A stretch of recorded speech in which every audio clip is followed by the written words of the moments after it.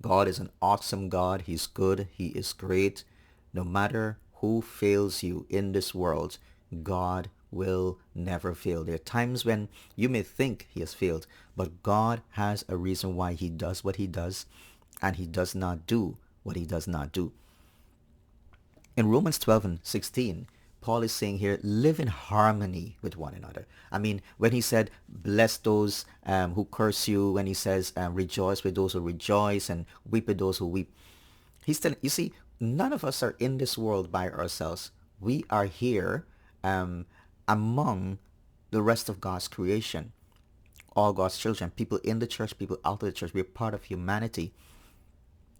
And so we need to learn how to live in harmony with people. God is, the way we engage, the way we interact with people tells who we are as individuals.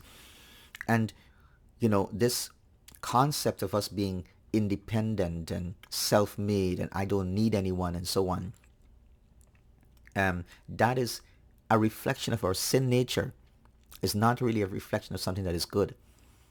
Paul is telling us live in harmony with one another. Live in harmony with people around you, your neighbors. If you're a Christian, you should be living in harmony with your neighbors.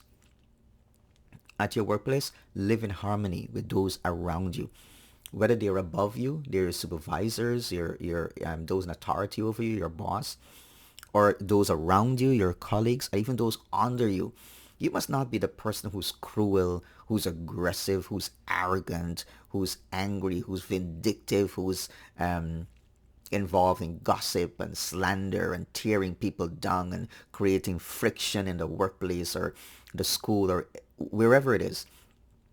You should be the person who's at peace. There's peace in your heart and it's reflected in your words, in your attitude, in your disposition. People must feel comfortable around you. They must feel loved. They must feel accepted. They must feel valued. They must feel respected. You are reflecting Jesus to the world around you. Live in harmony with one another. Live in harmony with one another. This is what God wants. You see, this is God's ideal for his kingdom and his children. For us to be peacemakers. He says, blessed are the peacemakers who should be called the children of God. He says, do not be haughty. Think about it. You don't like people who are haughty, people who are arrogant. They're so full of themselves. They just think that I'm it. Everyone else, they're not as good as I am. They're not as great as I am, not smart, and things like that. Do not be haughty. Live in harmony with one another.